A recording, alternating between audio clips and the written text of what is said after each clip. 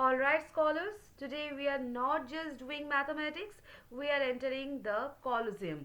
So we are looking at a problem inspired by the Suneung or the CSAT. For those who don't know, the Suneung is South Korea's 8-hour marathon examination. It's so serious that planes are literally grounded during the English listening test so students are not getting distracted. So if you can solve this, you are basically a math ninja. And if you can't, well, we will just stay here until you can. Okay, so let's go to the question first. For the functions fx equal to x square minus 4x plus a and gx equal to limit x to the power x tends to infinity 2 into mod of x minus b to the power n plus 1 by mod of x minus b to the power n plus 1 and hx equal to fx gx for a and b as constants to make hx continuous in the real values of x, then find a plus b. And we have 5 options over here, so we have to choose which one will be the best fit for this particular question. Okay, now I'm making some space to write. Just a second, guys.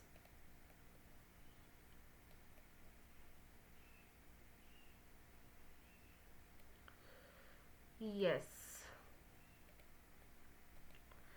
Okay, now listen carefully. In calculus, n tends to infinity is like a popularity contest.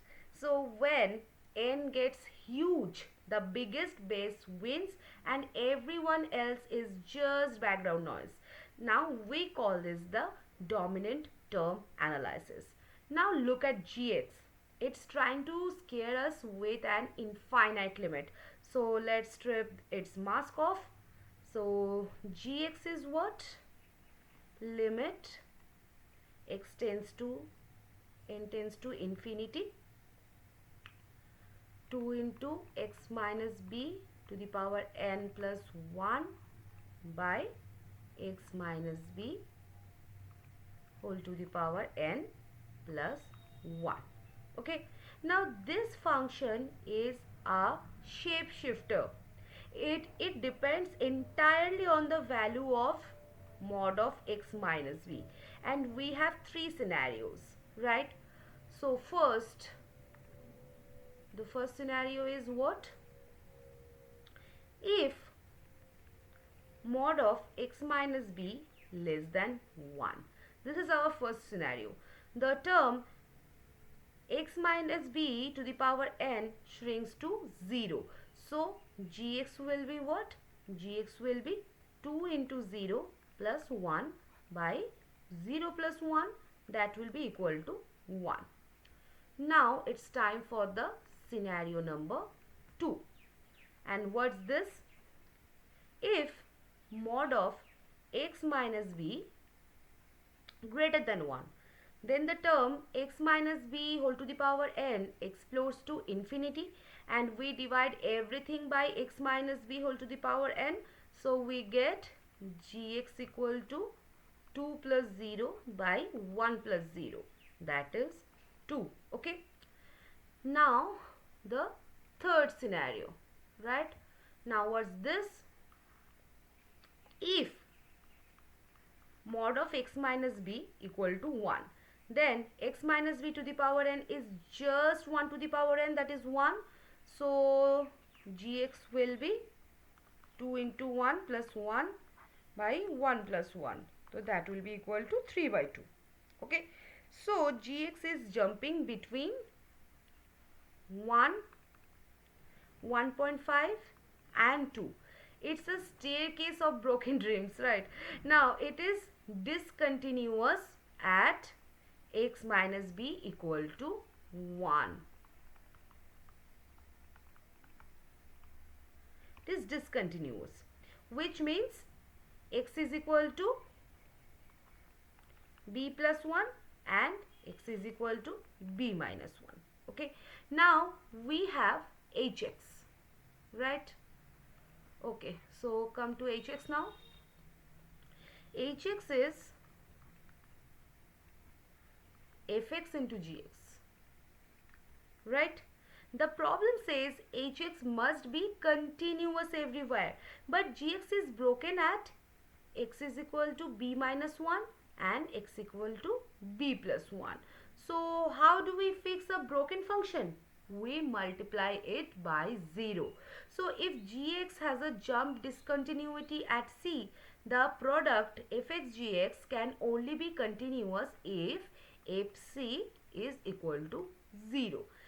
So in layman's terms, fx is the mute button.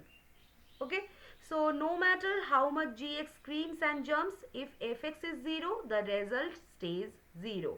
So therefore fx must be the root at x is equal to b minus 1 and x is equal to b plus 1. Okay, now our function is what? Our function is fx equal to x square minus 4x plus a, right? Now from our logic, the roots of fx are b minus 1 and b plus 1. So let's use the same high school nostalgia, the Vita's formula.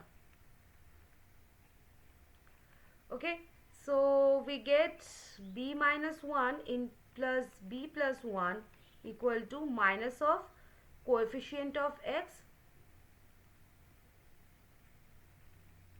by coefficient of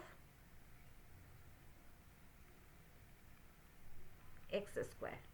Okay, so 2b equal to what? 2b equal to minus of minus 4, that is 4, or b equal to 2. So we found b. Now for a, so it is equal b minus 1 into b plus 1 will be what? The constant term by the coefficient of x square. Now since b equal to 2, the roots are 2 minus 1 1 and 2 plus 1 3, right? So 1 into 3 equal to a, so a will be what? 3. Now the question asks us what?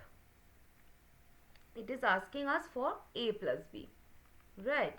So a plus b will be what? 3 plus 2, that is 5. Now check the options. Yes, option number D we have. So we did it. We survived the Suneung, right? Now you can ask, why did we ignore the case where mod of x minus b equal to 1, yielding 3 by 2? Because for hx to be continuous, the limit from the left, the limit from the right, and the value at the point must all match. Okay, now since the left and the right limits of gx were different, 1 and 2, and the only way to make the product limits match is if fx hits 0 at those exact points. Okay, so if you need the annihilation property of 0 to solve a Korean state examination, go grab a snack and you have earned it. Okay, so this was the whole solution for this question. See you in the next session with a new question, with a new logic. Till then guys, bye bye, and keep learning and keep growing with only Dr. Shaurav's classes.